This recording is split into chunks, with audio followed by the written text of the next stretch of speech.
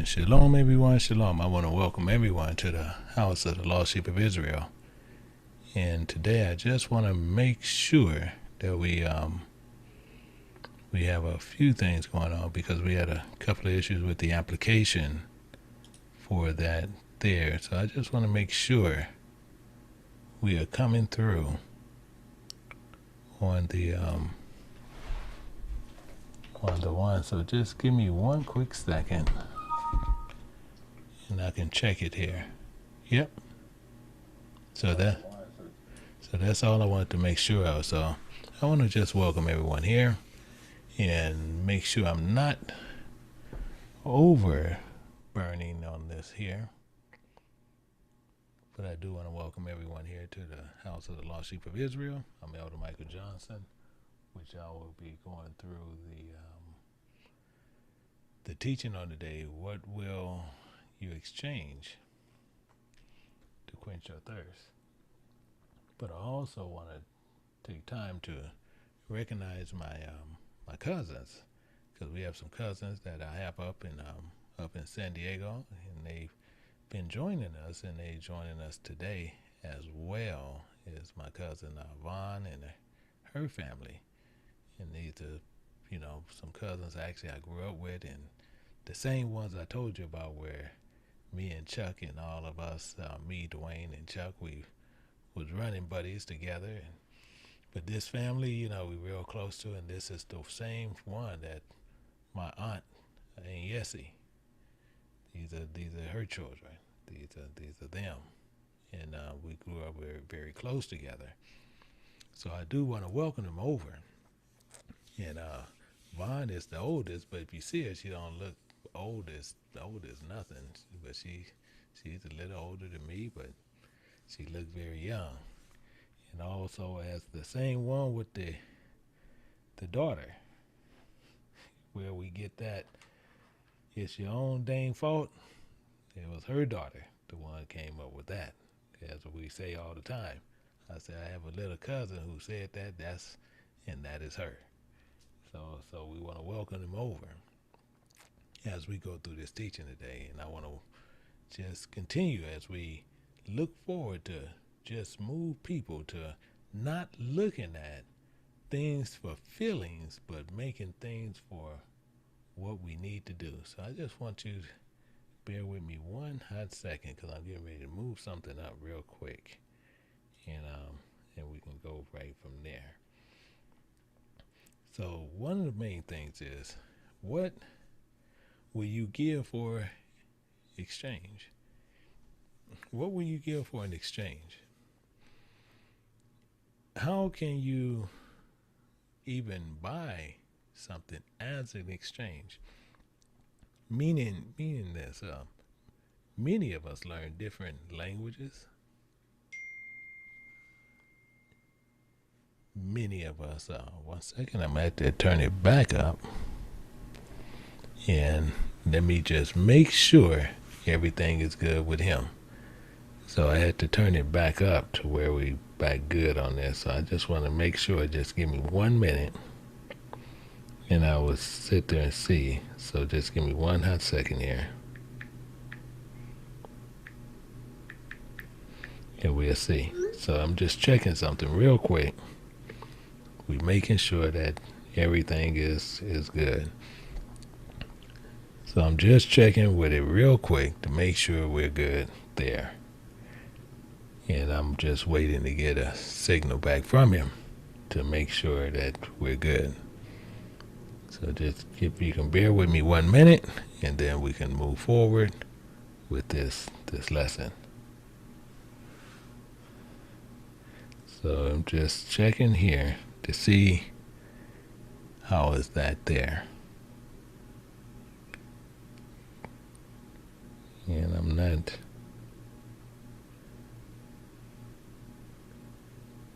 Let me try it again. Oh, here we go. Let me see here. And we'll see. Okay, we're good. Okay, so we're good now. But the main catch is many of us, we learn different languages, and we'll study many books and listen to people and different things.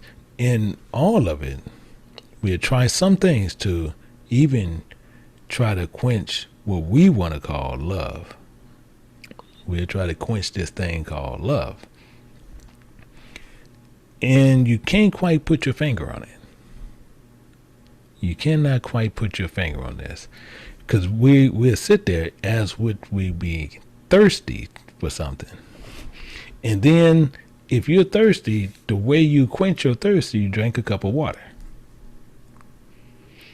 You drink another cup of water until that thirst is fulfilled. The same as with doctrines, is what we were talking about with the different languages. So if you're doing that, you're sitting there, you're going after a lot of different doctrines on a belief system, even on what is God. Some believe, as they chasing all these different doctrines, some believe, and many people believe even today, that Jesus is God. And we showed that in scriptures continuously on that. So people will drink that water. That's it. Same as you'll see they say Jesus is God, the Father is God, the Holy Spirit is God. Some believe there's one God and His Spirit is the God of gods, but then you have many who drink water from there. What are we trying to quench? A thirst. That's where you need to put your mind at, because we're trying to quench a thirst or something else. Because if you're trying to quench a thirst, then you're seeking a belief system. If you're trying to quench a thirst, I'm going to show you a parable. And we're going to go through this parable as what we need to learn. So we're going to look at this parable here. And I just want to give you some time to where we can look at this. And we're going to go over here to the Song of Solomon. And it's the Song of the Songs of which we're going to look at. But it's the Songs of Solomon. And we're going to start going through this. And we're going to get some understanding here. So we're going to look at Songs of Songs, chapter 8, verse 7. And find out a few things here. It says, many waters cannot quench love. This is going to be a twister that we really need to focus on. We need to pay attention to. We need to make sure that we literally is going to be writing this down. This is a whole lot of deep water we got to tread through today. Because many waters cannot quench love, which many of us know what these things actually spiritually mean, because we know waters mean knowledge and we know love mean promises. But many waters cannot quench love, neither can floods drown it.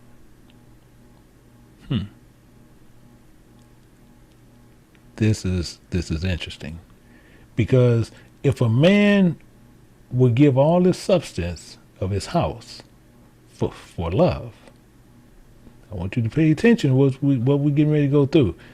It will utterly be condemned. So we have some things we need to pay attention to. I believe I can highlight this. We need to pay attention to some things here. The reason why is because if we give all our substance for love, we'll be condemned. We will be condemned. Trying to quench love, that's the key, because many waters cannot quench love. But if we sit there and we give all our substance thinking it's going to quench love, we're going to be condemned. So we got to go into these scriptures. We got to tear this down. We need to tear this parable down and clearly get what's going on here. So I want to make sure that we clearly get this. And one of the keys we need to focus on is quench. Because that something is quenched means something that we need to really figure out and see, is this something that we really want? Because quench, love and quench is to satisfy, to extinguish, to fulfill. It's a feeling of thought. That's what it is. So let's go through here. We're going to get some understanding here. Let's go over here to Deuteronomy chapter 29. And we're going to pick it up at verse 10. Deuteronomy chapter 29, we're going to pick it up at verse 10. And it says this. It says, one second, why is this thing moving?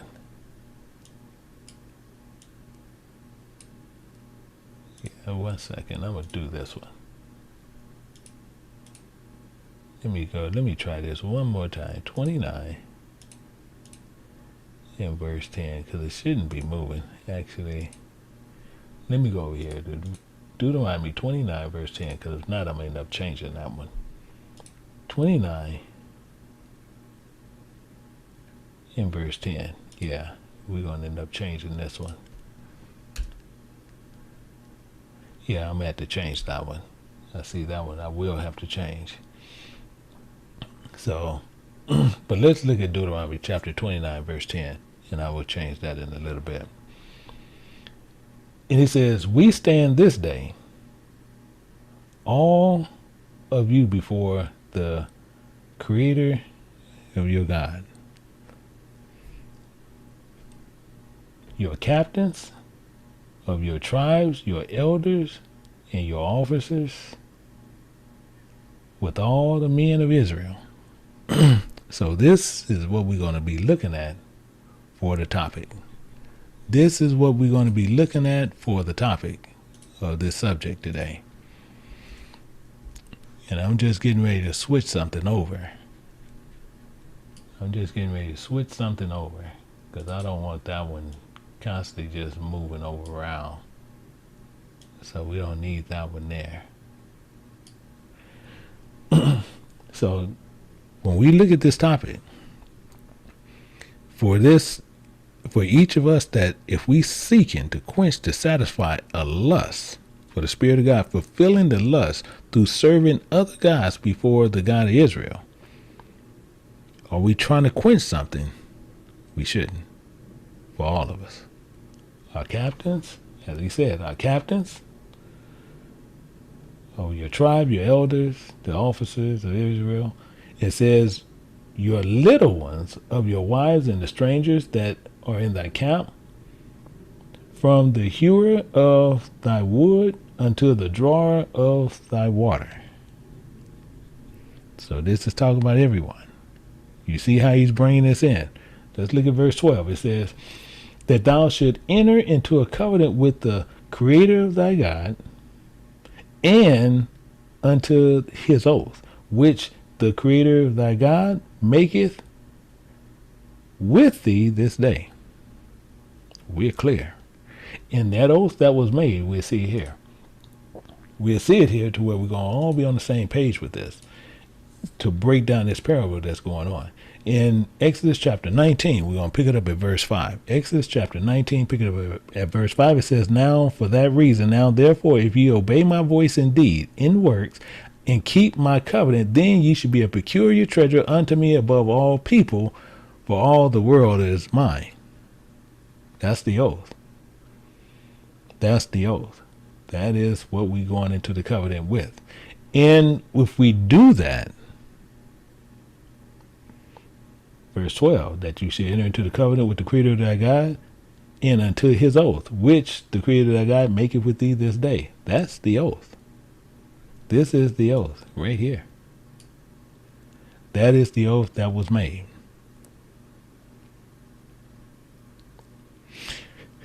So we look at this and we try to understand some of this. So the purpose for God with us, fulfilling the oath, we got to see that. And we'll see this in verse 13. He says, that he may establish thee today for a people unto himself. That's his purpose. This is clearly his purpose, including that he may be thee unto thee a God, as he has said unto thee, and as he has sworn unto thy fathers of Abraham, Isaac, and to Jacob. That was the purpose. The whole thing is this. Are we trying to fulfill something, or are we just trying to quench a thirst? That's the key. Verse 14, it says this. It says, neither with you only do I make this covenant and this oath. This talking about, it's only to the children of Israel. So he's telling you here, neither with you only do I make this covenant and oath. Because he's going to tell you about some other ones. We're going to get into that because we got to make sure we're clear. But it's only to the children of Israel. And watch how he talks about this and how he plays this out. How he talks about it and how he plays it out. And here you go right here. Verse 15, it says, but with him that standeth here with us this day before the Creator our God, and also with him that is not here with us this day.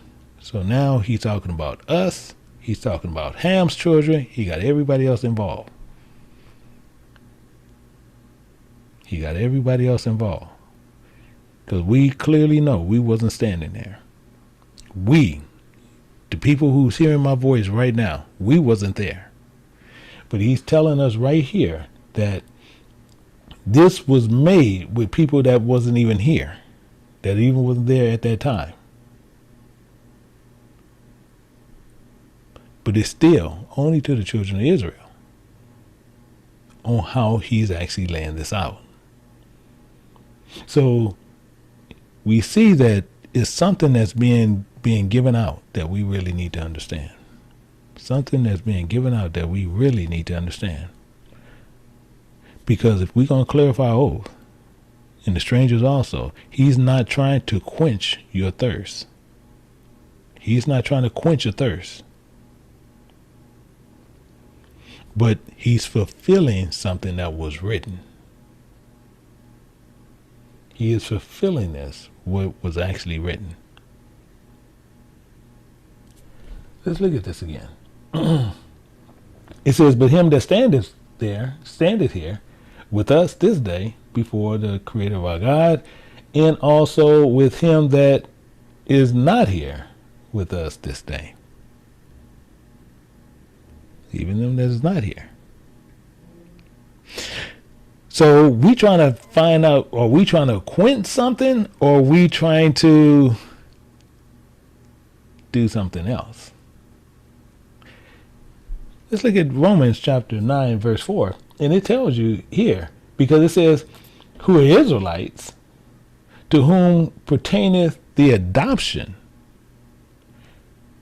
fulfilling something for the ones that is not there. That's us. The adoption. To make sure we all on the same page. We all got to be on the same identical page on this. We need to know what adoption means. And to clearly know what that means, and we're going to find out. I just want to make sure this is highlighted where we know what adoption is. Adoption is a relation between two people not related by blood, not related by birth, not related by anything other than that. So if you're sitting there saying, well, we related by blood, then you don't need adoption. But if you're not related by blood or by flesh, you need adoption. I want you to clearly get what this is saying. So it's saying it says right here, it says who are Israelites, who pertain to the adoption, including the glory, including the covenants, including the giving of the law, including the service of God, including the promises. You see here. Adoption is based on adoption. And see, and once you are adopted, your entitlements and all your privileges as the same as a children that is naturally born from the adopter. Children that is naturally born. So then you inherit the same rights, the same everything as one that was not born of his blood or his flesh.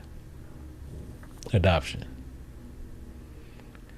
So through adoption, we receive the glory. Until we can get it, we can only think about it. We can vision it. These things happen because if you're not adopted by him at that time, then you can't see the things of adopted or a son or daughter is.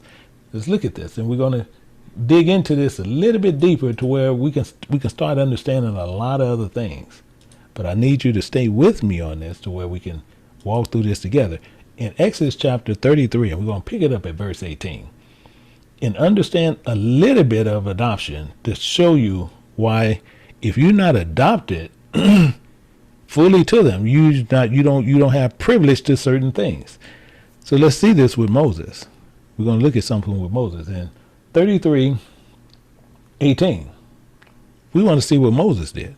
See, Moses said this. He says, and the Lord said unto Moses, I will do this thing that thou hast spoken, for thou hast found grace in thy sight, and I know thee by name. So he know him by the ways of Moses. But watch this. And he said, and Moses said, I beseech thee, show me thy glory. But Moses not adopted. Moses is not adopted. So if Moses not adopted, then Moses can't see what's going on. And how do we know that? Because once we drop down to verse 20, the Spirit of God said this to Moses. He said, thou canst see my face, for there shall no man see me and live. Because he's not adopted. You can't come into the house because you're not adopted yet.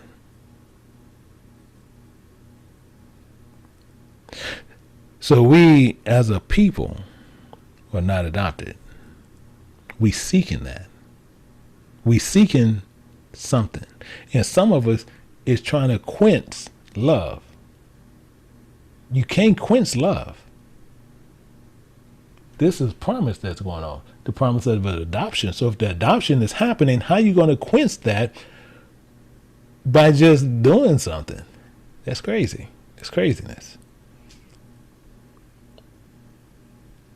This is why it's so weird when people sit there and they try to teach about, okay, well, all you do is just believe and we're good. That's crazy. Because now you're not adopted. So how are you going to get something you're not adopted? You can't come into the house. So we long to hear the words of Christ. Is what we do. We long to hear the words of Christ. And this is what we need to hear. These are things we need to hear. We'll find this over in Hebrews. And I'm going to show you something in Hebrews, what Paul talked about.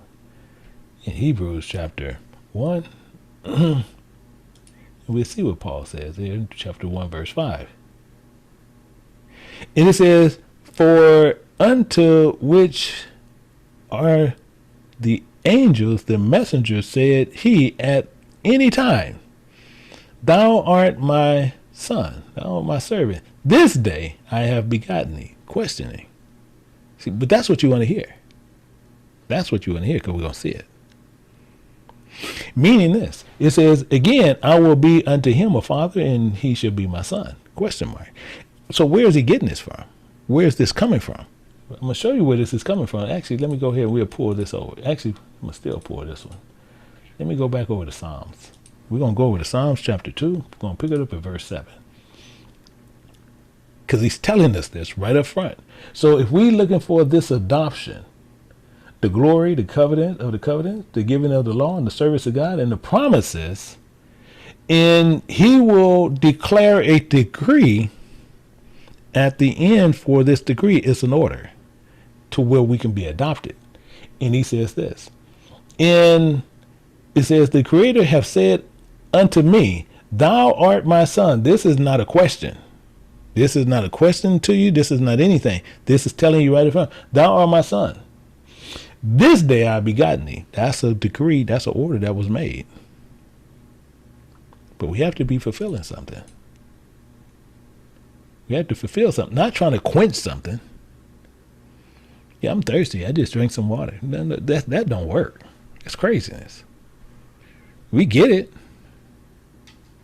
We get it, but that don't make any sense. How are they going to make sense in you trying to quench eternity? I'm telling you, it's crazy. So the reason for adoption is because many of us are after us. And many of us is after what was said in the wilderness. Many of us. In fact, we'll go back and look at Exodus just to make sure what we after, because as I said, we are after the adoption of something that was made on something where we was not there. But we have rights to it through the inheritance of our fleshly parents. That was back then. I want you to stay with me on that, because they was there, and then they made an agreement with the Spirit of God, and with that Spirit of God, with that agreement they made through their flesh and through their blood, gives us the right to get their inheritance, and with their inheritance, we're looking to be adopted to that which pertaineth, the glory, the covenants, and the giving of the law, the service of God, and the promises. It's all there. It's not complex now. Why? Because in verse 5, it tells us in Exodus chapter 19, verse 5, it says, now therefore, if you obey my voice indeed and keep my covenant, you should be a peculiar treasure unto me above all people, for all the earth is mine. That's what we're seeking. We want that covenant. And that's over there when you see in Romans chapter 9, verse 4. That's there. That's what we want. Now, how we get it, because we also seen back in Deuteronomy, we said some, because he said some of us was not there, which none of us was there. So if none of us was there, let's look at what happened. In Exodus chapter 19, verse 8, it says, and all the people, so this is all our fathers, all our mothers. Think about that.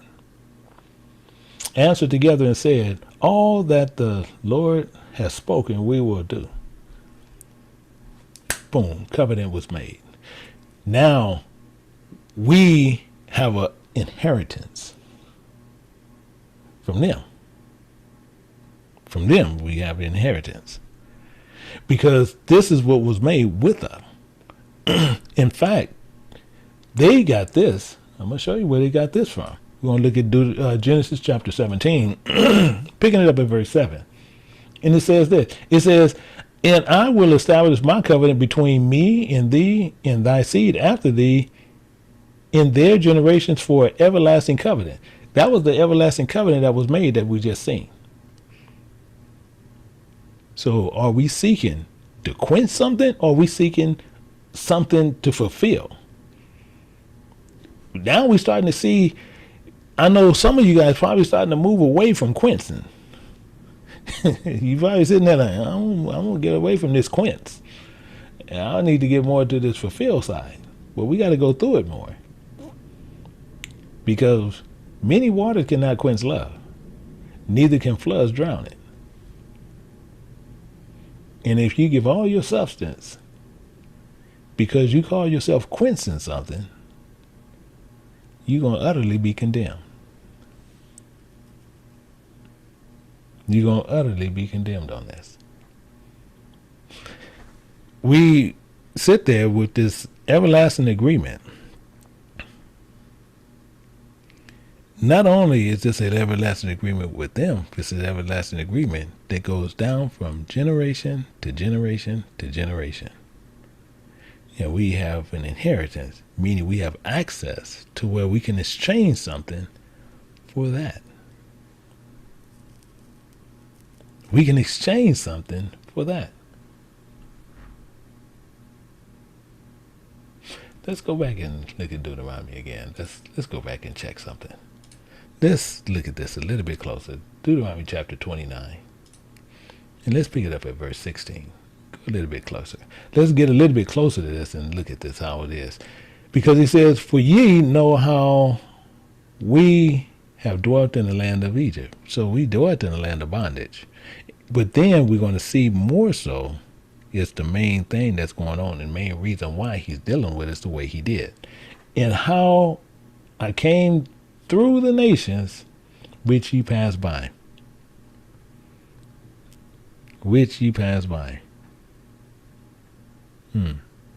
So when he came through Egypt, and not only that, we seen it. We seen this thing because we was dwelling there. In fact, let's get something all together. We're gonna go to Exodus chapter 1, just to make sure we all on the same page together. We're gonna go to chapter 1, verse 8. The reason why, because we dwelt in there, Egypt. We dwelt there first. This was our problem. We got slow. We got slowful. We got lazy. Same as a lion. You know, a lion, most people didn't know, but lion, a lion sleeps 23 hours a day. Most people don't know that. But most people say, hey, I'm from the tribe of Judah. Don't know where they're from, but they like to claim that. Lions sleep 23 hours out of a 24-hour period. And the same as we did in Egypt. We dwelt there first.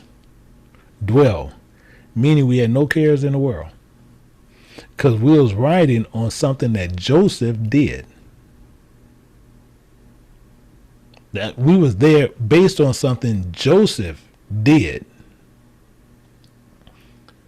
And later we ended up having a problem because someone came up who didn't know Joseph and didn't know what Joseph had done. Let's look at that. It says, let's look at this all together, and we're going to look at verse 8. It says, now there arose up a new king over Egypt, which knew not Joseph. This one didn't know Joseph. He don't know nothing about what Joseph did. How he saved Egypt. How people didn't starve to death. But guess what? We sat there.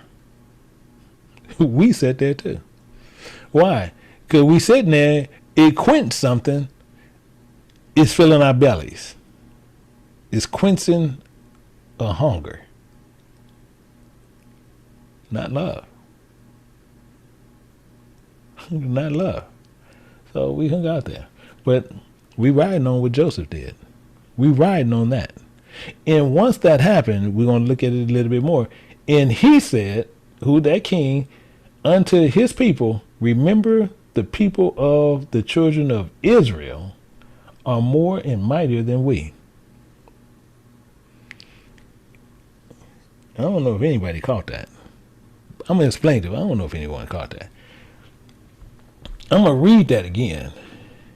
It says, we'll just put the king because it was a king. And the king said unto his people, remember the people of the children of Israel is more and mightier than we.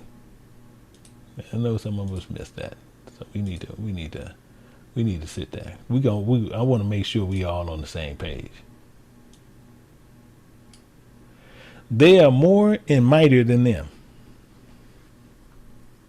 The reason why I want you to see this, because if you go look in the book of Judith, they even tell you, if we have sinned against our God, think not to where we can go and we can overtake them, because God ain't gonna fight for them.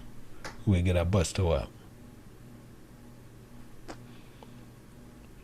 And it can be 3 of them, but if they is following God, he said, no, we're gonna pass through there, because they God gonna fight for them. It's the same as you see here.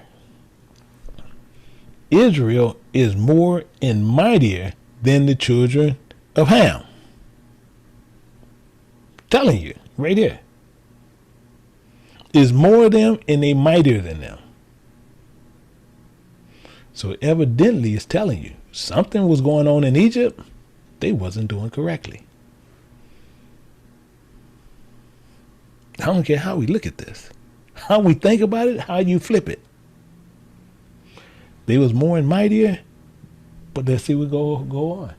It says, come on, let us deal wisely with them, lest they multiply, and it come to pass that when they falleth out any war, they join also the other enemies and fight against us, including to get them up out of the other land. For that reason, they set over them taskmasters to afflict them with their burdens. And most of us don't know what their burdens are. But we're going to find out. Because we got lazy and we was being quenched on something else. So we're going to see what these burdens are. And you're going to see what the burdens are right here. It tell you, and they built Pharaoh treasure cities. Fathom and Ramses. Those are not people. Those are cities. And those are treasure cities. So most people even want to know how the pyramids and all this stuff went up. I'm talking about it boils down to stupidity. It boils down to us being ignorant of Scripture. They sit there like, man, they think spacemen came down and put pyramids there. I'm talking about you can't make it up because you see it all over the web. However, it's telling you we built those because they put those burdens on us. They couldn't do it. They put the burden on us. We built them. We built those pyramids. I've been telling you that for years. And people say, well, I don't know, spacemen, because they all the same size, and I don't know how they do it. Yeah, the mathematics that they use is a lost cause right now. Will they ever find that mathematics again? I don't know. However, we built their Pharaoh treasure cities. And treasure cities don't mean anything. Why you know that's saying this what it is? Those inhabited areas, districts, and get geographical areas of population. That's why I call it treasure cities. Treasure cities, that's all that means. Districts, geographical areas of population of people. That's it. Treasure cities. Same as we'll be a treasure unto God, same as those treasure cities was unto those people that stayed there. In fact, Fathom actually means house, which is in the land of Goshen. It's right there. It's not far from it. And the same thing with Ramses is called the son of the sun. So it's S-O-N of the S-U-N. That's also in the land of Egypt, not too far from Goshen. So we serve the Egyptians in all manners. But watch what he says there. It says this here. It says, but the more they afflicted them, the more they multiplied and grew and were grieved because of the children of Israel. And the Egyptians made the children of Israel serve with rigor. Really. But we more in number. We more in the mightier than them.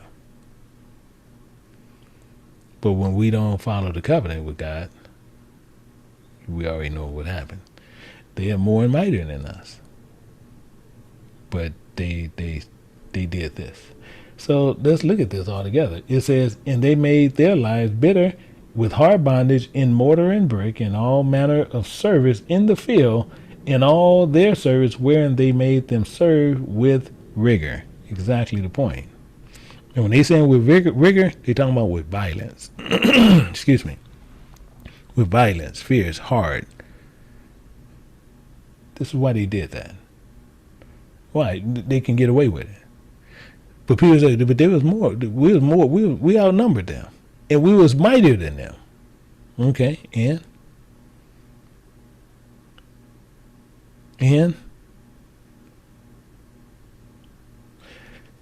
for that reason, and we see this in Egypt.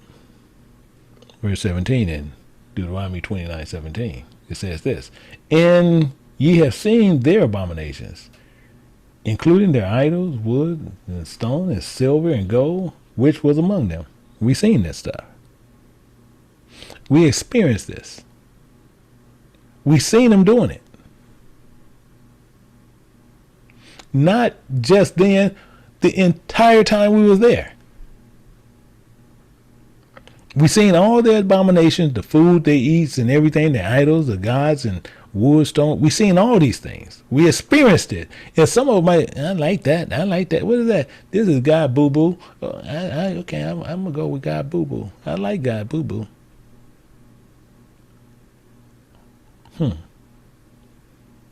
We seen it. So if we seen it, why did we get tied up to it?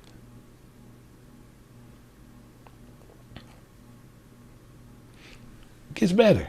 It gets better. This is the reason he did what he did. It says, least there should be among you man or woman or family or tribe whose heart turneth away this day from the creator of your God to go to and serve the gods of these nations. Least there should be among you a root that beareth God and wormwood.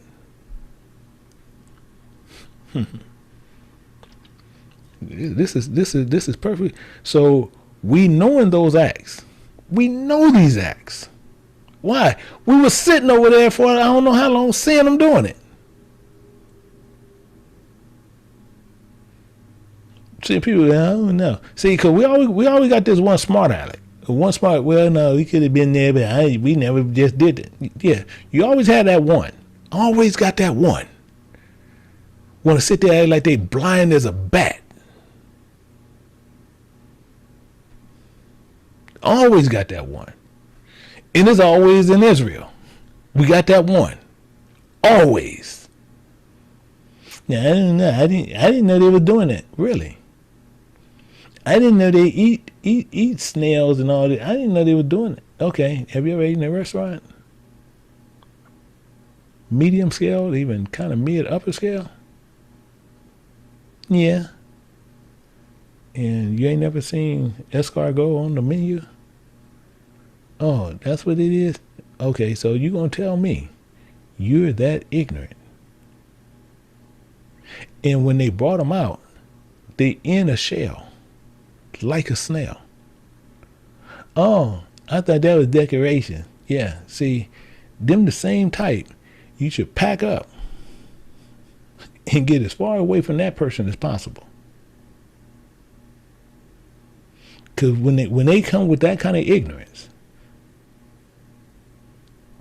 I'm talking about it's unimaginable what they'll let what happen. Those are the same type of people where they'll see people being treated any kind of way, and they'll say they don't think nothing was wrong. They didn't see it. And we seen niggas, people serving other guys, eating anything, doing all kinds of things. And we seen it. So he's telling us what's going on. Here we go, right here in verse 19. Verse 19, he gonna make a clarity for us. It says, including, we want to sit there and see this here. It says, including it come to pass when he heard the word of this curse, that he blessed himself in his heart. I want you to think about that. You quench this. You done quench this love that you have for something. You can't quench love.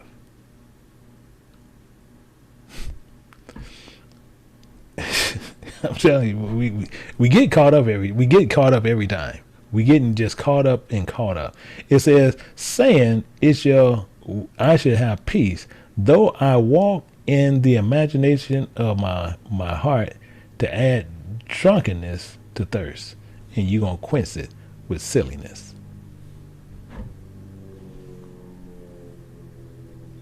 We can't make this up. It's impossible for us to make this up. Just like I said, we'll sit there, well, I didn't know it was that. Really? You didn't? Saying you should have peace, and you walking in your own imagination of your hearts, thinking you had quenched the thirst. You were doing nothing more but being drunken in your own thirst, that you were seeking this lust that you wanted.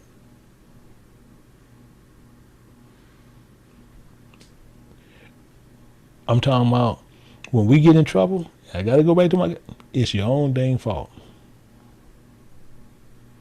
Your own dang fault.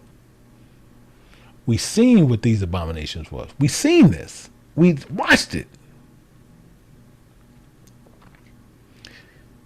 And we sit there and get in their understanding, their knowledge.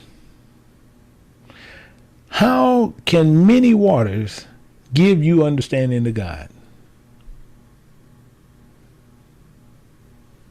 You drown. How can you quench the thirst for love? By seeking all these many waters. You come up with an unwise solution. Unwise. That's all you're gonna come up with, a completely unwise solution. That's all you're gonna do. This is all we're going to do. Why do I say that? And what we need to look at this a little bit better. We're going to go down and we're going to look at Isaiah chapter 4, picking up at verse 1. And it says this. It says, in that day, 7 women. Don't look at those as physical women. Don't say those are something else. We need to make sure what is going on. So when we see this, we understand how all this is going, how all this is going to look. And it says, in that day, 7 women should take hold to one man. And to look at this in a better way is, in that day, 7 spirits going to take hold of one man. Let's put them side by side and make sure we all together on this. Let's make sure we all together on this. In Matthew chapter 12 and verse 45. Matthew 12 and verse 45, it says this. It says, and then goeth he and taketh with himself 7 other spirits more wicked than himself. More wicked than himself. This is what the issue is. This is what we need to make sure we focus on. Because if you're going to take on other spirits more wicked than yourself, this is what we're going to be focusing with. This is what we look at. Because we done went on and got another understanding, thinking we had got better understanding on something that we didn't. Thinking we quenching a thirst.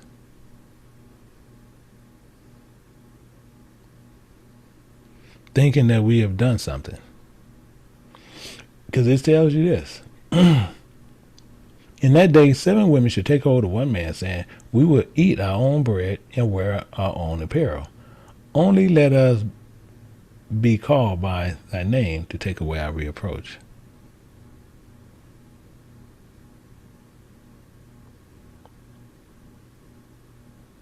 Think about that.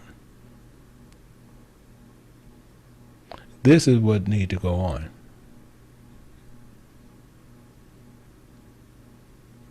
Seven spirits we want to take on. And we want to exchange those spirits thinking we're getting more knowledge. Because we're going to learn of our own knowledge. We're going to wear our own covering. But we still want to be called by the name of Israel to take away our reproach. We've been drunken with 7 cups that we thirsting for. We thirsting for knowledge. We thirsting for understanding. We thirsting for some type of different covering. Some type of covering.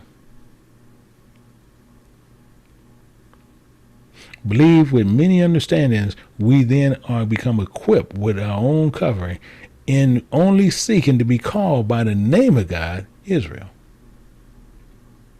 Think about that.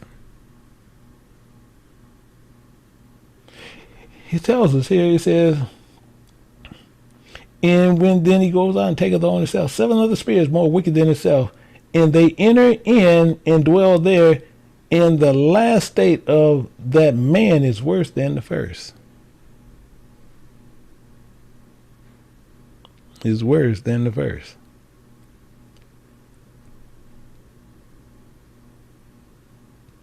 This is what we have to look at.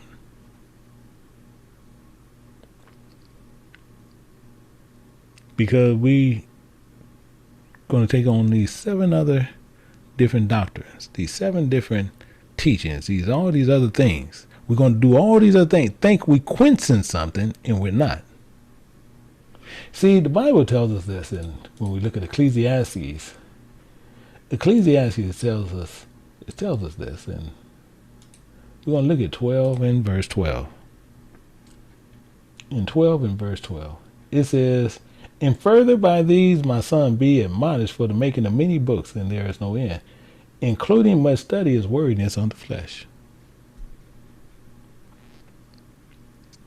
But we want to learn all these things, and we being admonished, talking about beware, be warned of those books. And we trying to take away a reproach, a disgrace and shame and abominations. So we want to be able to do those abominations. We want to be able to do those things, but we still want something that is not. Still want something that is not.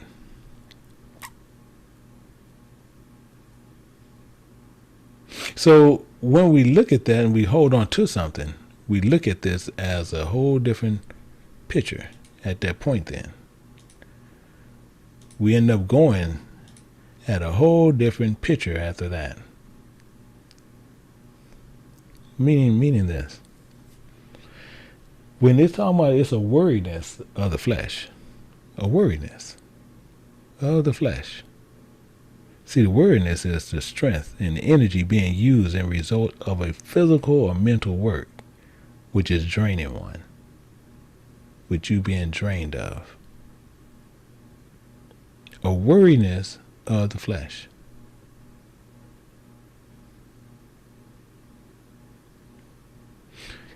The reason why people sit there and they say, well, I don't know what worriness is, but when you putting all your strength, all your energy into something that is vain, you're going to take on 7 other spirits for all these different understanding and thinking you're going to quench love. And it's not. You think it's going to quench that. And it's not. You have people sitting there that say, well, I need to go learn this, I need to go learn that, I need to go learn this, I need to go learn that. I'm going to learn all these different things to where I can properly love God. But it don't quench love. For many waters cannot quench love. As we said, see, you can only quench, as some people are quenched as desires or fires, it's not love. You either have floods, and you have floods of them, then you're going to drown. See, a flood is overflows, as it's telling you. Because it's telling you floods drowns it, and it won't. But floods just overflows you with doctrines, understanding and teachings on your desires, on what type of love you're trying to seek. As in, people will sit there, they will flood you with many things. They'll try to say, we're just going to love on you, love on you, love on you. You go in buildings and they tell you that. I know you heard it. They say, we're just going to love on this person, just love on them, love on them, love on them. Really? That don't quench love. That don't quench the promise. That don't do anything. See, people can sit there and say that. Same thing, they'll sit there, we just going to get more money, more money, more money, more money, more money, more money. People will be looking for sexual favors, sexual favors, sexual favors. Is that quenching the promise? that we read in Romans 9:4? No.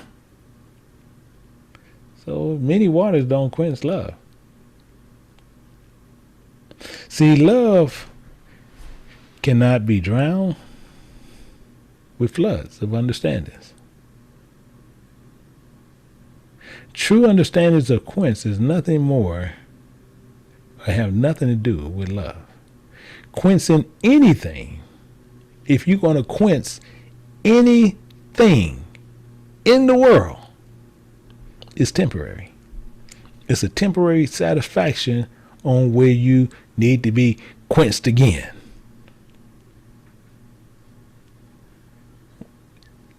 Quenching. Let's look at this. I want to show you a little bit more on this.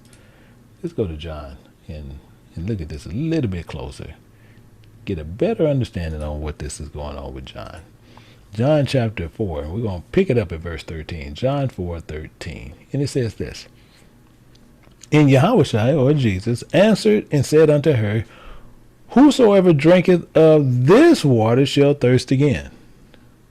So a lot of us sit there, and when you seen that cup, some people say, I'm thirsty, I need to quench my thirst, and that's temporary. But you're going to thirst again. I promise you, you're going to thirst again. If you don't, you drink water every day, don't you?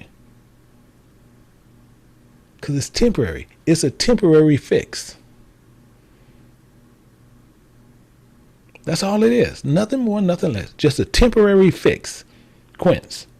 It's temporary. But he says this, and he makes this really clear for us. He says, but whosoever drinketh of the water that I shall give him shall never thirst. And that's a full thought. It's right there. It's telling you, it's a full thought.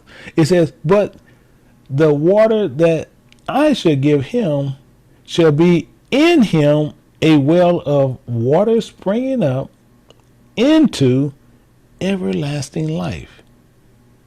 That's the promise you keep seeing over there in Romans 9:4.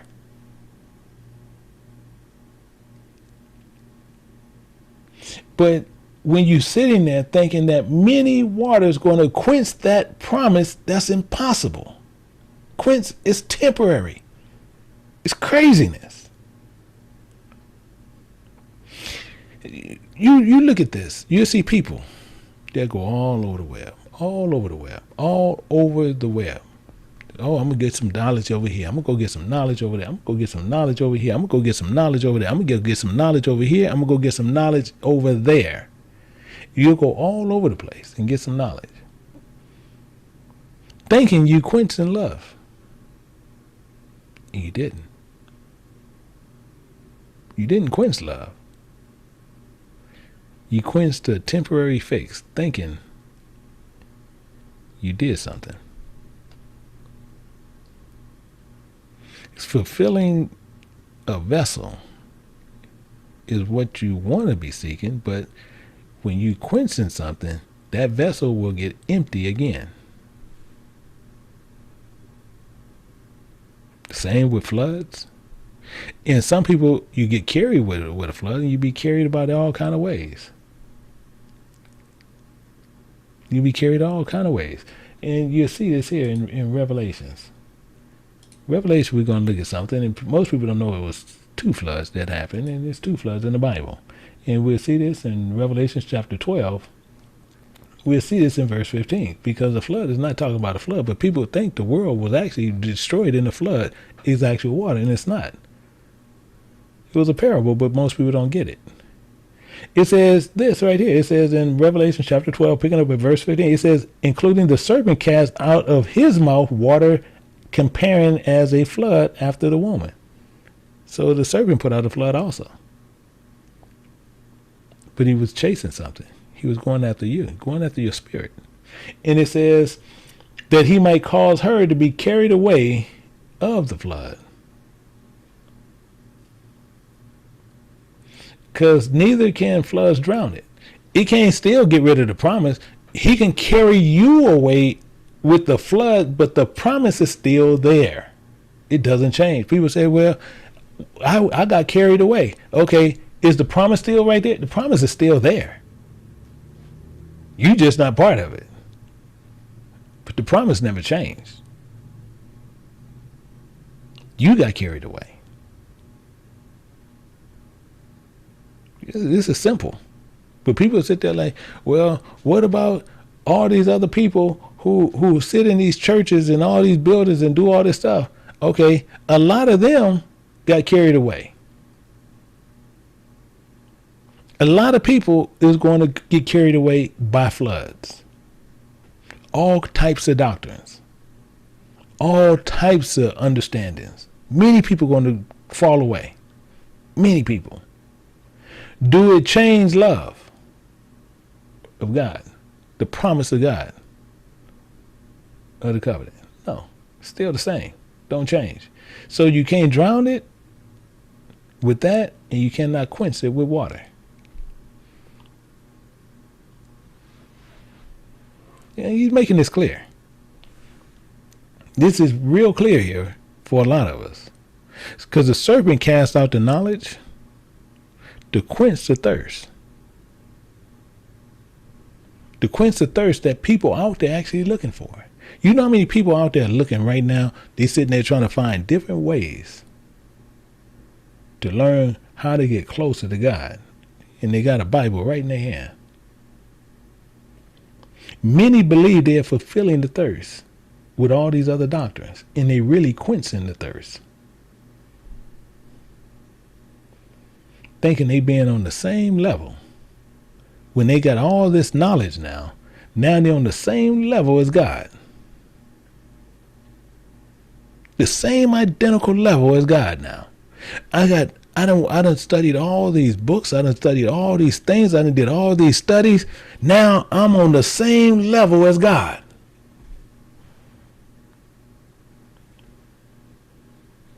This is what we do. This is things we do. We do it consistently. We do it many times without even thinking. In 2 Thessalonians chapter 2, we're going to look at verse 3. It says, let no man deceive you by any means. Do you know how many men out there that deceiving people? Telling you by all the knowledges that they have. All the understanding they have. And they're going to tell you how to quench love.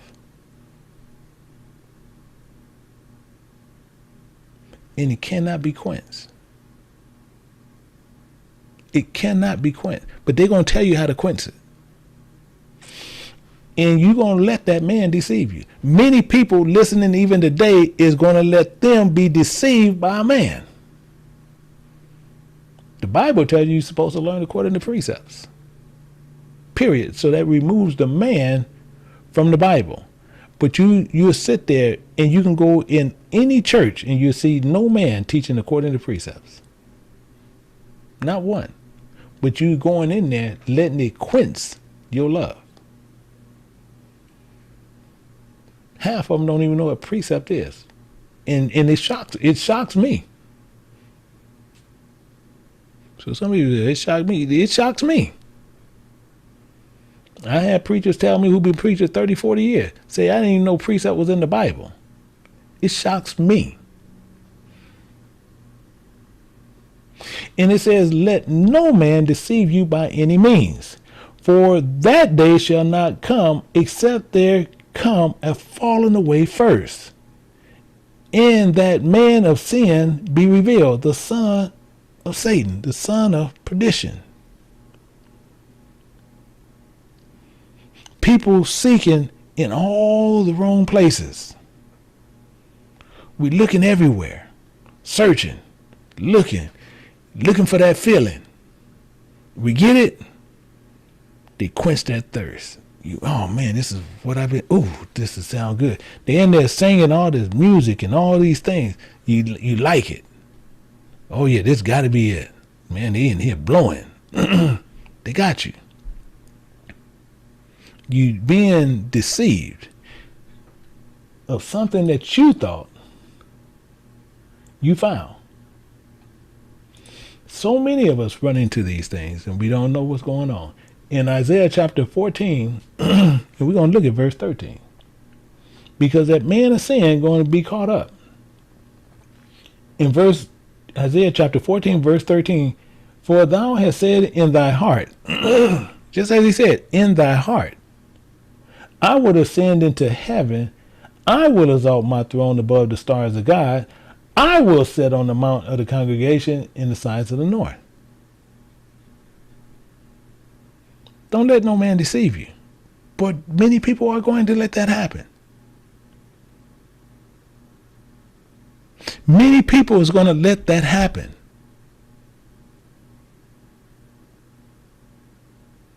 That's why they want you to come there, so you can make that happen for them. He says more. He says, I will ascend above the heights of the clouds. I will be like the Most High. He tells you right here, I'm going to be like the Most High. I'm going to quench your thirst for love. I'm going to get happy. I'm going to start talking all this craziness. I'm going to jump on chairs.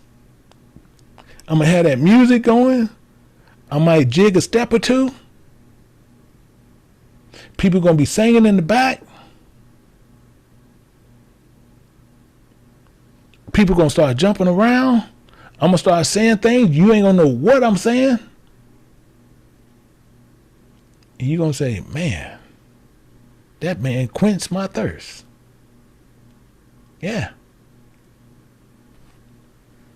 At the end, you're going to find out what happened. See, because he says, don't let no man deceive you by any means. And we're going to let a man do it. We are going to let men do it.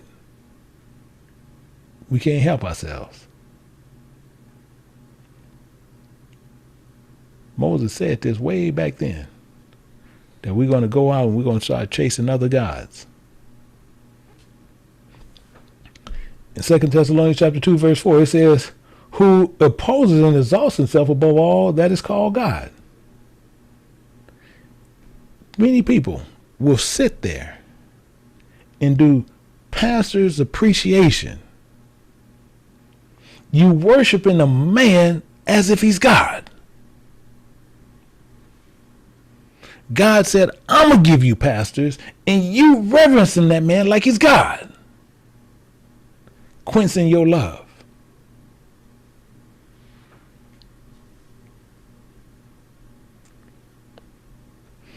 What you change for this? What's the exchange of that?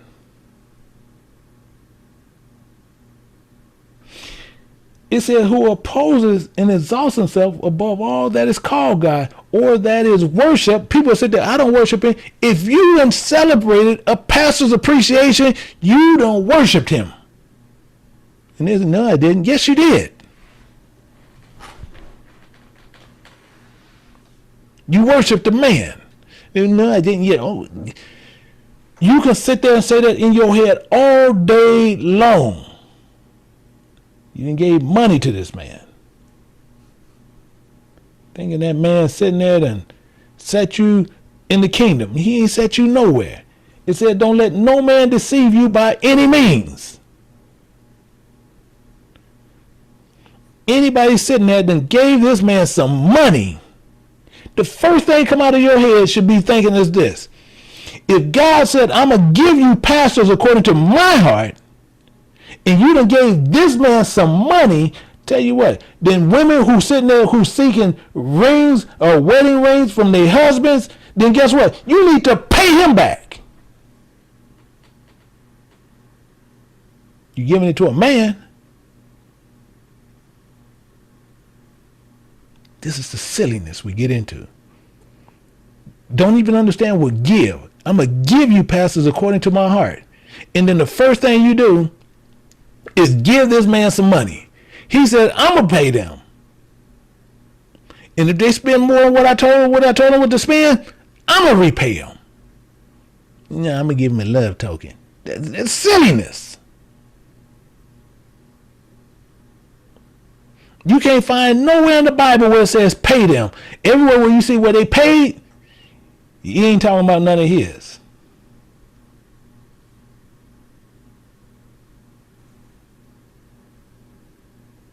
He says that is called God or that is worship, so that he as God. Now he's in the position of God, sitteth in the temple. Now you got him in your spirit, showing himself that he is God. That's why he's sitting there. That's my pastor. That's my pastor. That's why you do that. Then quench your love. And now all you got to do is give you those temporary feelings to come back after week after week, week after week, week after week. Keep quenching that love. Stop giving money and watch how that quench stop.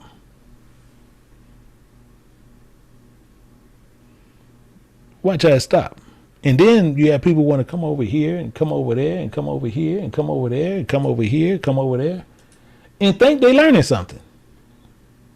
And truly think they doing something. Well, I like to get a little bit over here, and I like to get a little bit. I like to look at everything kind of roundabout. I like to section it out myself.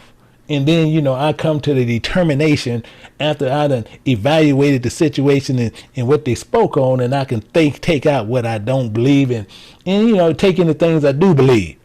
Really. 1 Corinthians chapter 10, verse 21. Ye cannot drink of the cup of the Lord in the cup of devils. You can't drink of the cup of the Lord in the cup of devils.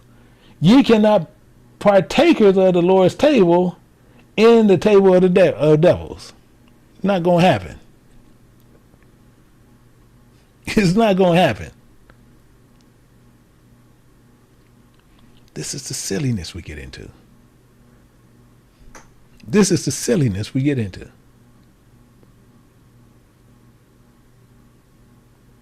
We can't help ourselves. Thinking we quenching something. And it's telling you right up front, you can't quench love. Quench love is temporary.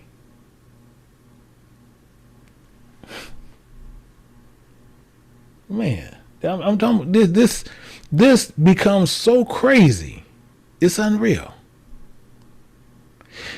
The same we see with Adam. The same thing with Adam. Calling themselves going to quench love. We're going to see this. Same thing. He called himself, they're going to quench love. We're going to see it. It said this. Now I'm telling you, now the serpent already put out a doctrine as a flood. We just seen it in Revelations. Just seen it. But as I said, you can't sit at the table of the Lord and at the table of devils. You see it over here. It's telling you over here. So we come back over here. Now the serpent was more subtle than any beast of the field which the Creator God had made. Plain, common sense. And he said unto the woman, Yea, have God said ye should not eat of every tree of the garden?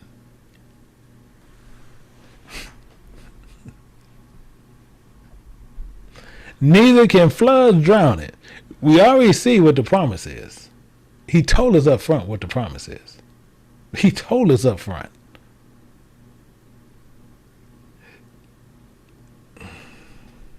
Yeah, I don't. This is just what we do. We can't help. That's why I say it's our own dang fault. Watch what he says here. And the woman said unto the serpent, We may eat of the fruit of the trees of the garden, but the fruit of the tree in the midst of the garden, God has said, Ye should not eat of it, neither shall you touch it. And she's sitting right there, her dumb butt sitting right there, looking right at him, knowing exactly what that tree is, sitting right there, looking at her in the face, and she's doing it.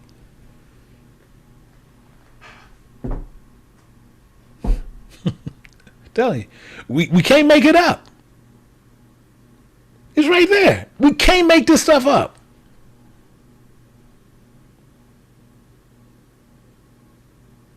She want to quench something, so he want to see if she thirsty. Let me see. Let me see if she thirsty, and I'm gonna quench it. The servant gonna see. Let me check her out. Let me see if she thirsty. And I'm going to quench it for her. I'm going to quench this for her. As she said that, the serpent said, And the serpent said unto the woman, you should not surely die.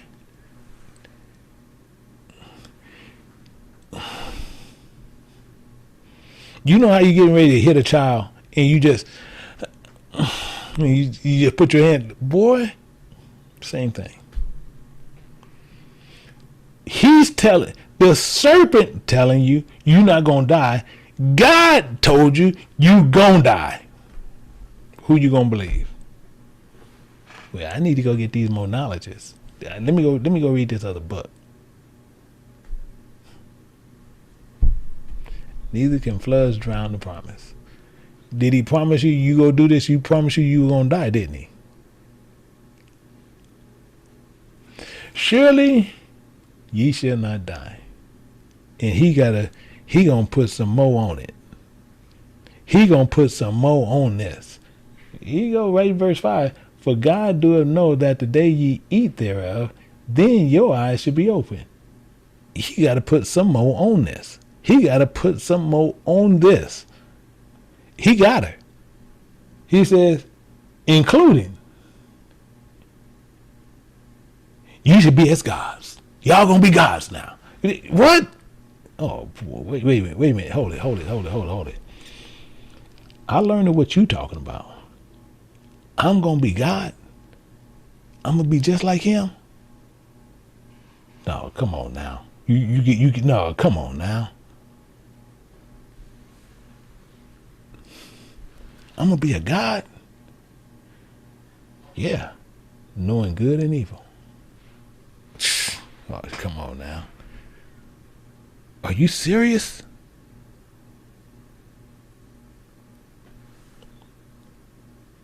And when the woman saw that the tree was good for food, and that it was pleasant to the eyes, and the tree to be desired, to quench that love, to make one wise, she took of the fruit, and did eat, and gave also unto her husband, and he did eat.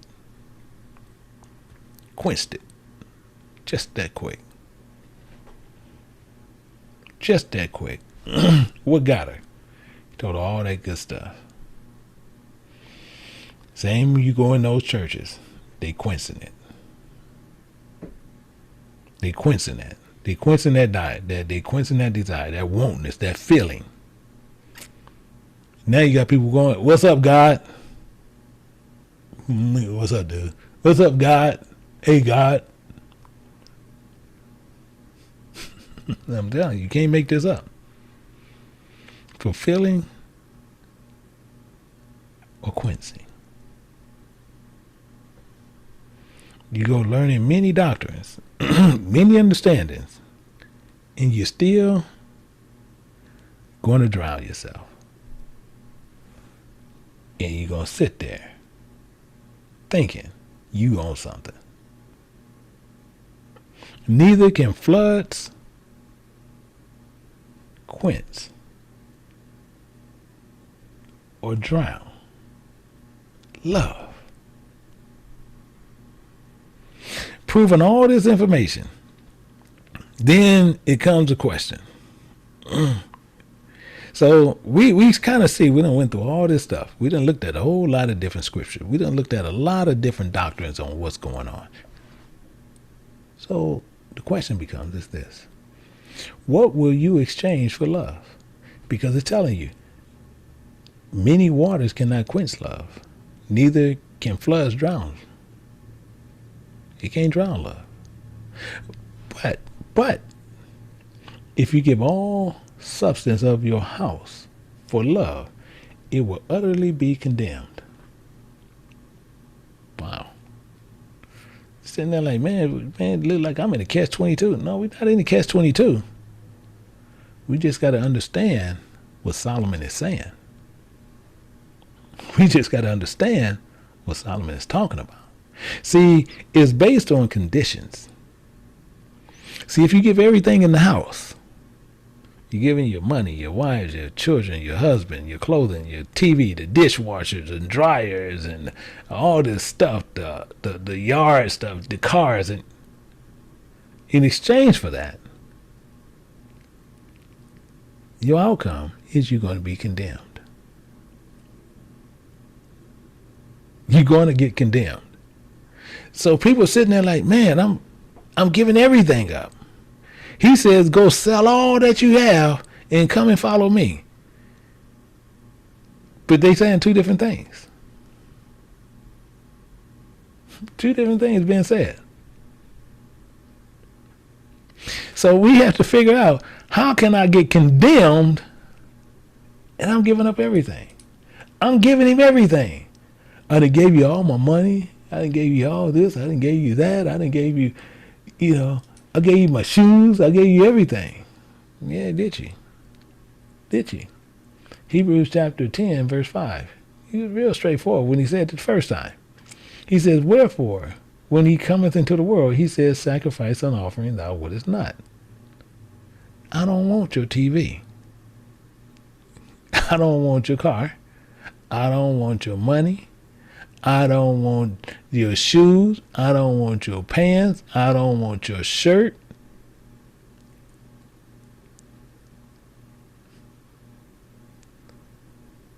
But a body thou hast prepared me. Nothing more, nothing less. Because those things don't quench love. Many of us are going to be condemned here. Going to be condemned right here, alone. Why? Because we cannot buy exchanges for love. See, no matter what, we'll stay where we stay. We'll do what we're going to do. No matter what, we're going to continually do what we do. And then when you get at the end, you thinking you was quenching something. And quenching can get you love. You can't exchange it for love. People telling you to prove how much you love God by giving money for this building. It's not love. That's caring for a pastor's lifestyle. That's making sure that he can maintain his building to have people to come in there to get more money. You have people talking about not love, paying for a mortgage for a church that they call a church for God. God said he don't dwell in buildings made with hands. So why you paying for a building that's made with hands, and God say I'm not there?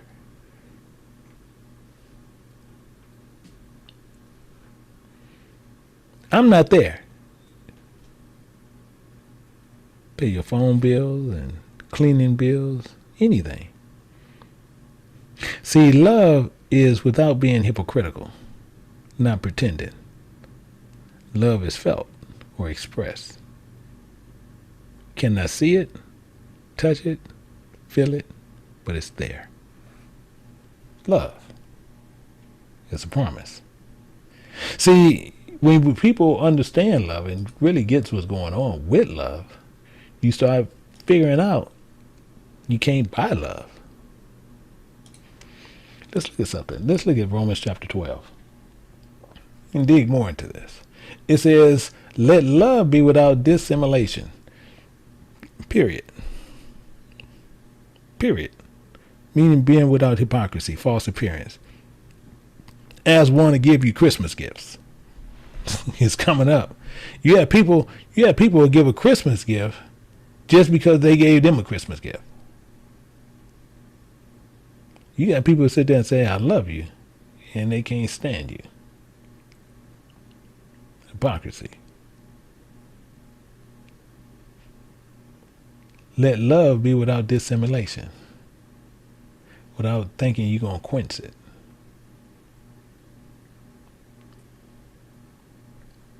See, I know this is getting close to a lot of people. See, people tell me, well, you got to show me this, you got to show me that. What have you did for me lately to show me that you love me?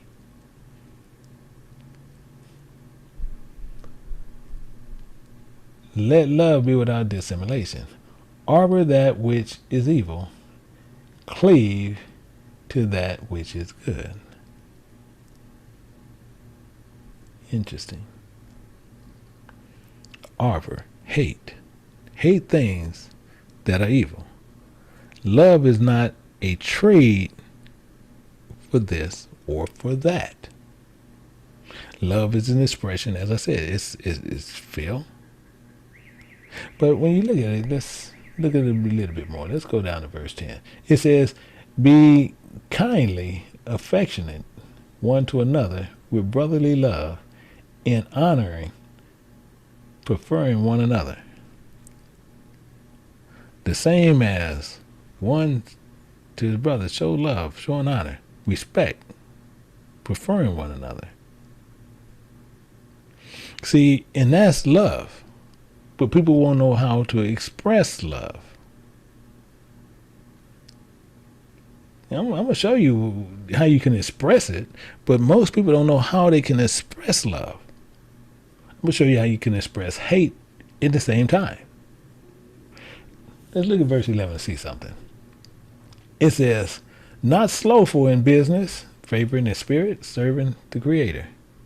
Really. So that thinks about something. We need to look at what's going on here, because I'm going to show you something in the law where we see a lot of people see it differently. In Leviticus chapter 9, we're going to look at the law in verse 13. It says, thou shalt not defraud thy neighbor, neither rob him. The wages of him that is hired shall not abide with thee all night until the morning. Oh, that didn't hit a whole lot of it, haven't it? The reason why, because if you have somebody who's working for you for today, and the first thing you want to do is you want to exert control over that person and say, no, I'm going to give it to him tomorrow. Just because you have it. I'm going to make him wait till tomorrow. No, that's not an expression of love. It said, do not defraud. That's robbing him of his wages that he was hired for today. But you want to pay him for tomorrow. How many people done that? Have somebody do some work around your house or anything, and then when it's time to be paid, they can't find you today. Well, I didn't have the money. Why you didn't tell them that? Why you didn't tell them that up front? Hey, bro, I'll tell you what, I can't do this. I can't pay you today. I can't get it to you tomorrow. I can get this to you tomorrow. But if you want to do it today, I appreciate it. I need it done today. But they said, well, I'll do it tomorrow when you got the money. Okay, if that's, well, I need it done, so, okay. But someone might sit there and say, okay, well, will you have it tomorrow? Well, I have it tomorrow. Well, it'll give me time to go to the bank. I can be back here by 12, and I can have the money to you by 12:30. Okay, you agree? Cool. You make sure you have the money. Other than that, you robbing him of his wages. Because he has to take time out for that. But just to show you the shadiness of a lot of us, that's what we do. This is what we do. We'll sit there and have them out there working. And as soon as it's time to be paid, we don't want to answer the door. As soon as it's time to be paid, we ain't nowhere to be found. Nowhere.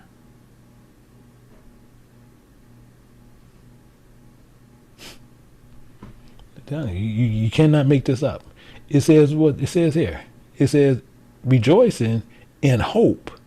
Rejoicing in hope. Forethought, patient in tribulation. Forethought, continuing instant in prayer. Forethought. Three things.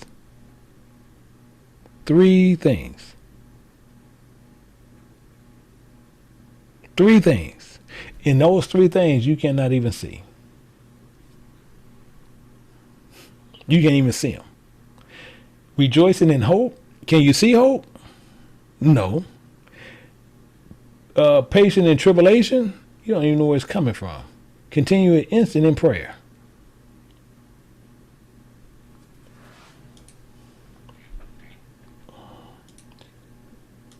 Hebrews chapter 11 verse 1, it says, now faith is the substance of things hoped for. That's why Quench cannot fulfill love.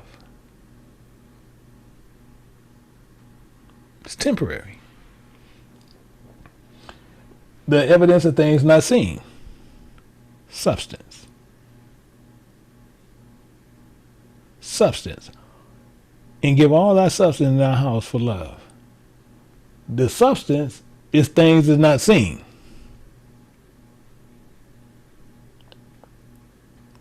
The substance is things not seen. Actually, let's do this. I'm just thinking about this. This will help us out a little bit better. Let's go to Romans. I want to go to Romans chapter 8. And we're going to park down here at verse 24. And it says this, for we are saved by hope. Oh, really? Yeah. Rejoicing in hope. Yeah, really. Really. We are rejoicing in hope. Yeah, right. So if we're rejoicing in hope,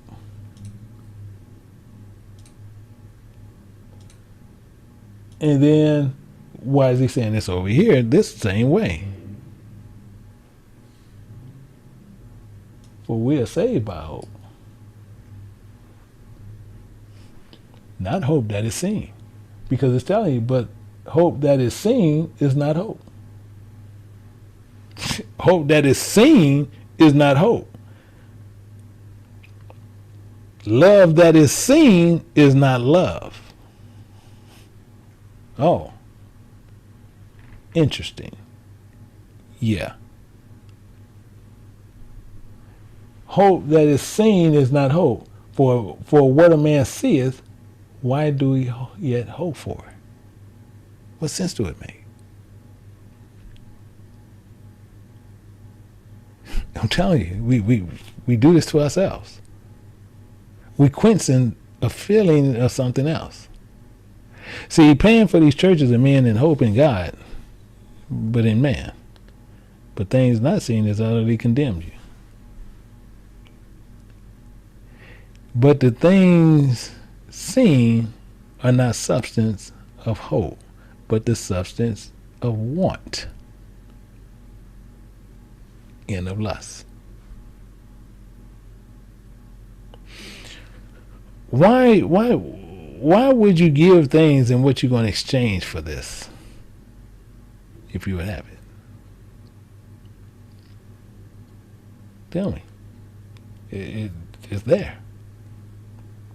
See, when you look at that, the reason I say that, I'm going to show you something in verse 13 over here. It says, distributing to the necessity of saints, giving hospitality. Interesting. Distributing the necessity. Things lacking of the saints. And many saints are going to lack faith. Not giving them G.I. Joe with the Kung Fu grip in a present. Not giving them a card with a bunch of money in it. Not giving them a car. Not giving them the house payment. Things lacking of the saints. And things lacking of the saints, majority of the time is faith. Many times the substance of things that is seen, you're going to get something temporary. Faith, if you grab hold to the faith, is not temporary. It's up to you to throw it away.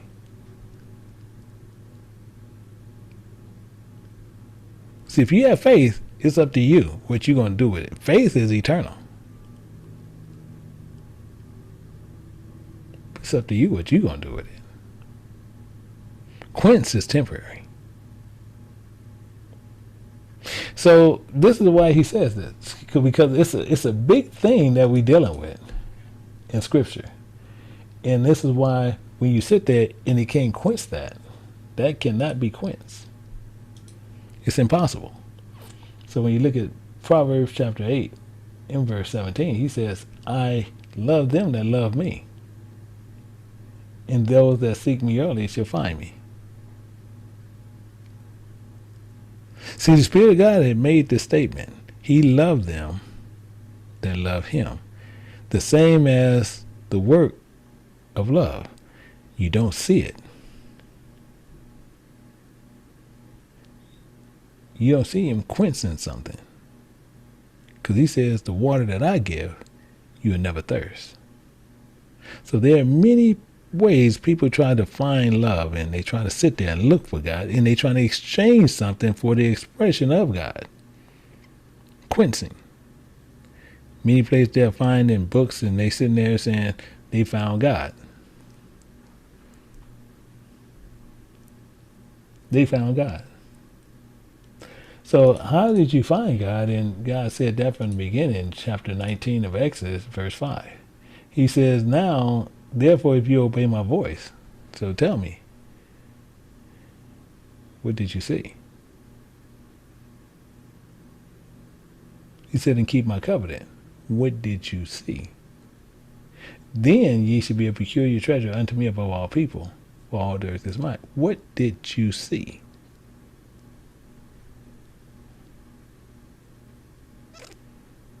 That was an expression of love, which was a promise made to our fathers.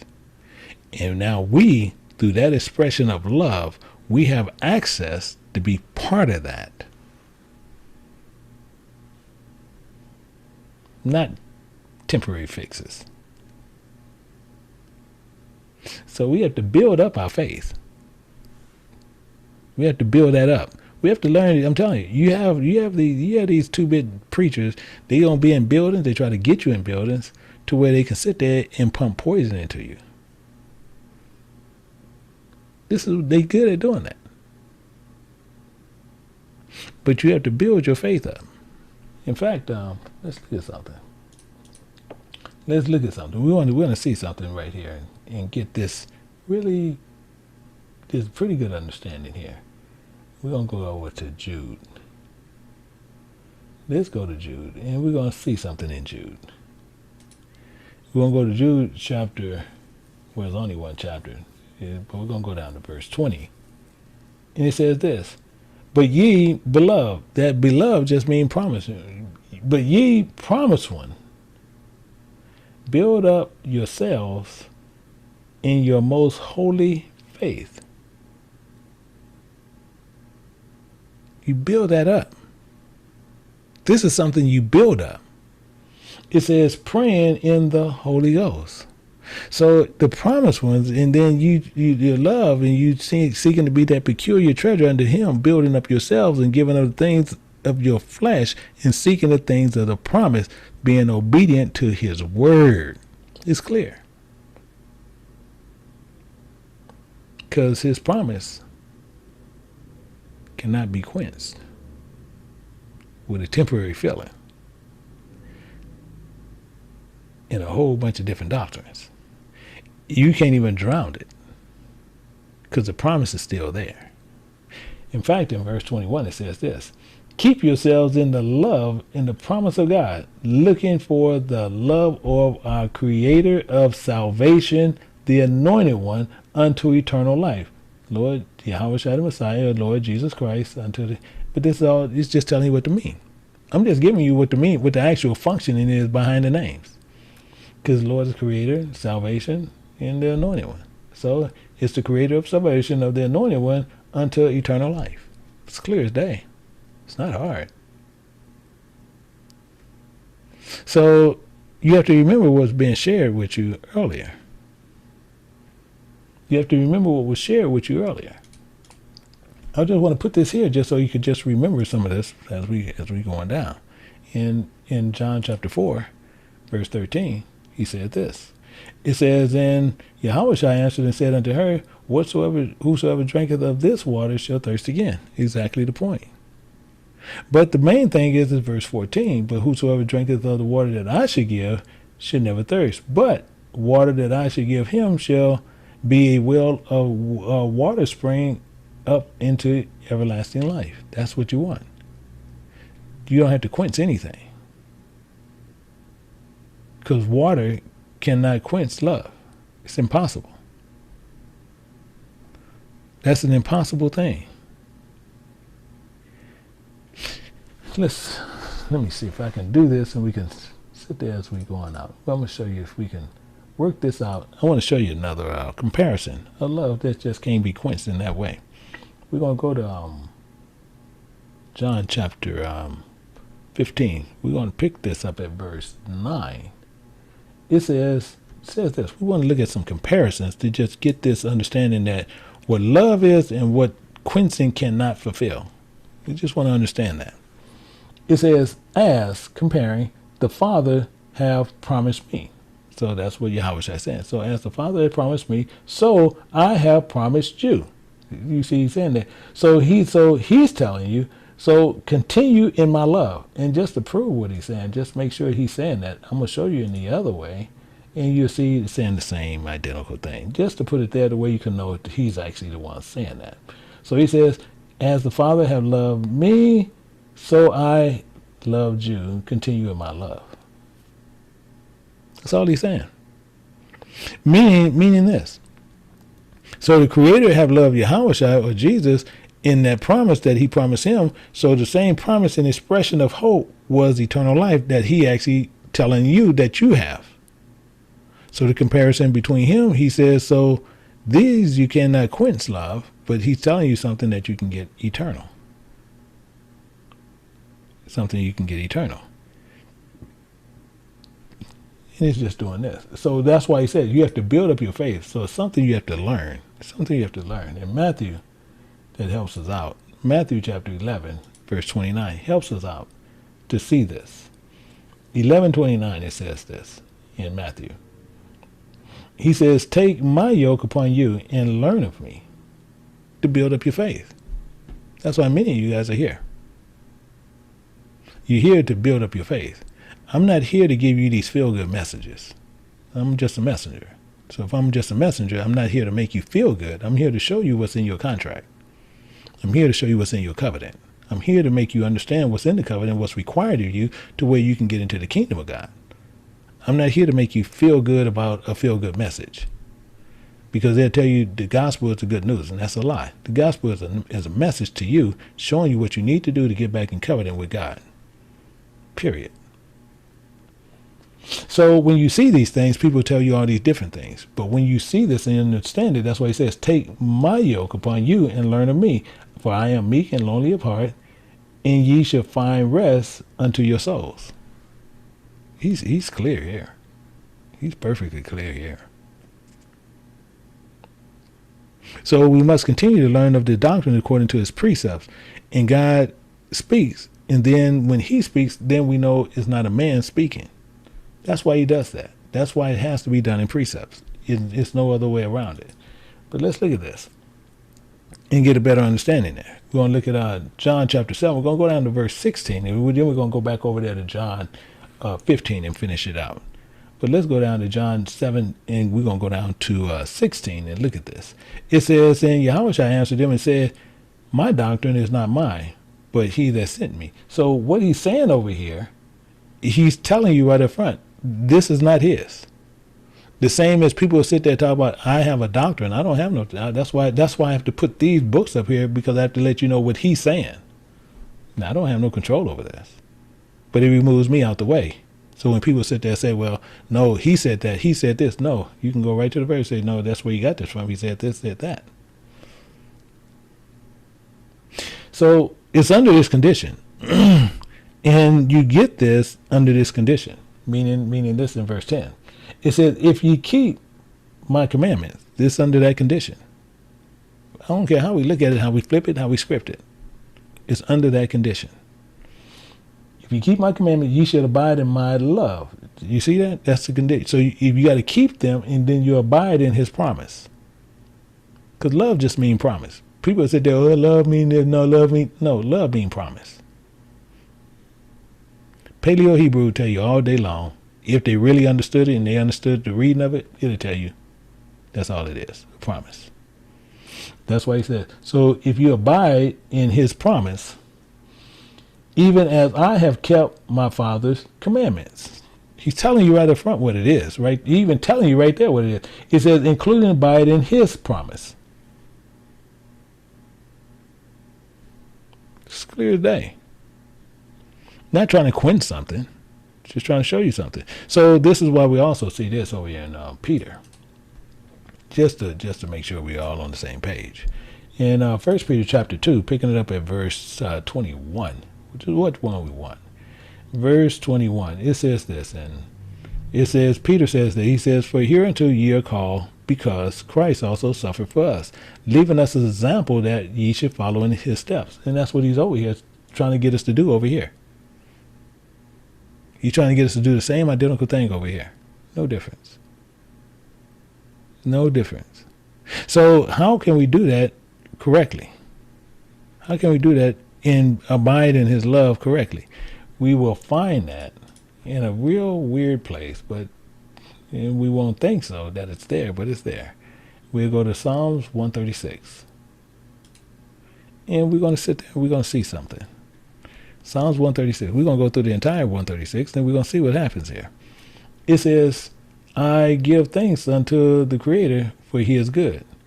For his mercy, his love, his promise endureth forever. It cannot be quenched with water. Now you follow what he's saying. He says, oh, give thanks unto God of gods, for his mercy, his love, his promise endure forever. Yeah, it cannot be drowned with floods. It says, give thanks to the Creator of lords, for his mercy, his love, his promise endure forever. And that's why you see with Sodom and Gomorrah, he said, you can keep the goods for yourself, just give me the persons. You see this? Verse 4 says this, to him alone, to him who alone doeth great wonders, for his mercy endure forever. And then just to prove that point, actually, just thinking about that, let's just prove that point. Make sure that there's only one God. But people are going to tell you it's three. And that's the craziness within it. In Isaiah chapter 45, picking it up at verse 21. At verse 21, it says this. It says, tell ye to bring to come near, and let them counsel together, who have declared this from ancient time, who have told it from that time. Have not I the Lord? There is no God. You understand? There is no God. There's no gods. There's no other gods. But he's saying there is no God else besides me. A just God and Savior. There is none beside me. Me. They don't say we do it. Because if it was we, then we'd know it's more than one. But he's saying me. So it's only one. It's only one. But people will sit there and try to tell you all kind of other stuff, but we see right there, he's telling you clear as day, it's one. It's one. Actually, we want Ecclesiastes 24 and 24. 24 and 24. It says, faint not to be strong in the Creator, that he may confirm you, which that's what we want, cleave unto him, for the Creator Almighty is God alone. It says they are gods alone. It don't say that. He says the Lord Almighty is God alone. And beside him there is no Savior. It's clear. Verse 5 back over here. Unto him that by wisdom made the heavens. For his mercy, his love, his promise endure forever. And you can look up there every time you go out there. You see it. Verse 6, it says, to him he stretched out the earth above and the waters. For his mercy, his promise, his love endure forever. You see, it's here. You can't get around it. But watch this. He gets on more. Verse 7, unto him he made great lights. You see, the sun, the stars, and the moon. For his promise, that's all I'm just going to start saying besides mercy, because mercy is love and promise is one and the same. So his promise endure forever. The sun to rule the day, his promise endure forever. The moon and stars ruled by night, his promise endure forever. You see how he's running this here. For he smote Egyptians in their firstborn. His promise endure forever. He brought out Israel from among them, for his promise endure forever. You can see this in Exodus. You can see this clearly in Exodus. And it tells you it says, with a strong hand, with his stretched out arm, for his promise endure forever. To him which divided the Red Sea into parts, for his promise endure forever. He made Israel pass through the midst of it, for his promise endure forever. But overthrew Pharaoh and his host in the Red Sea, for his promise endure forever. To him which led his people through the wilderness, his promise endure forever. To him which smote great kings, for his promise endure forever. He slew famous kings, for his promise endure forever. Sihon, king of the Amorites, for his promise endureth forever. And Og, boy, if you go read on that one, Og and king of Bashan, for his promise endureth forever. And he gave their lands for a heritage, and for his promise endureth forever, even an heritage unto Israel his servant. He's making this as clear. For his promise endureth forever. All you gotta do is remember Exodus chapter 19, verse 5. Who remembered us in our low estate, for his promise endureth forever. For he had redeemed us from our enemies, and we run back to him like vomit, just to let you know. For his promise endureth forever. Who giveth food of all flesh, for his promise endureth forever. Oh, give thanks unto God of heaven, for his promise endureth forever, and cannot be quenched with water. And why is that put that way? Because we got to remember this as always. When you look at this as a whole, you go right here to Isaiah chapter 34. And as it says, in verse 16, it says, seek ye out of the book, singular, of the Lord, and read. No one of these, plural. So it's books within this book. Shall fail. None shall want her mate. For out of my mouth have I commanded, and his spirit hath he gathered. And that's letting you know every one of them, because you do have people who sit there and say that those apocryphal books are fake, and those original books came out with those in there. And then what they're trying to tell you is that they is more powerful than King James, who was over the province of Scotland as well as England, and had preference to everything.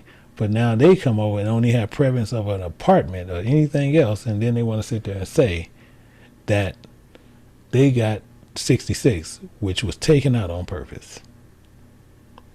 Go figure. Go figure. So we got to seek that out of the book of the Lord. And that, you got to have an entire book. You got to see where we started from, how we crossed the bridge, which you see in the Apocrypha, and where we're going into the covenant. You got to understand that as a whole. So this is why it tells us all the time to always, as I always say, you watch who you learn from. You pay attention who you learn from. In Psalms chapter 23, verse 5, thou preparest a table before me in the presence of my enemies, and thou anointest my head with oil, and my cup runneth over. Not based on many waters that cannot quench his love. These things is done for our learning, to where we can know the difference on what's going on. So we have to keep that in mind always. And if we keep that in mind, we will always know. We'll sit there and we'll see what's going on at all times. We'll sit there and know at all times what is happening. So with that, I hope that each and every one of you guys, that you join up. Now, this afternoon, I have a big plate I'm doing. So this afternoon actually I gotta see what time I'm doing it, because I have another teaching that I'll be doing over at King James Bible University, which will be going through the Paleo Hebrew letters, which I will be doing this evening. And I believe I have that going at 4, but I'm double checking right now just to make sure. Just to make sure. And it is at 4 o'clock today, Pacific Standard Time. So if you get a chance and you're able to come over and join us over there, we will be going through the Hebrew Paleo words and getting a better understanding of those books in those letters. So hopefully with that, we can go through and get those understandings. So we want to make sure that we clearly getting what's going on. But we got to remember one thing. You cannot quench love. You cannot quench love, because quenching is a temporary fix. Quenching is a temporary fix. It is not to fulfill anything, but it's temporary. So hopefully we clearly get that now, and we understand what's going on there, to where we don't try to sit there and think anything outside of that than what it is.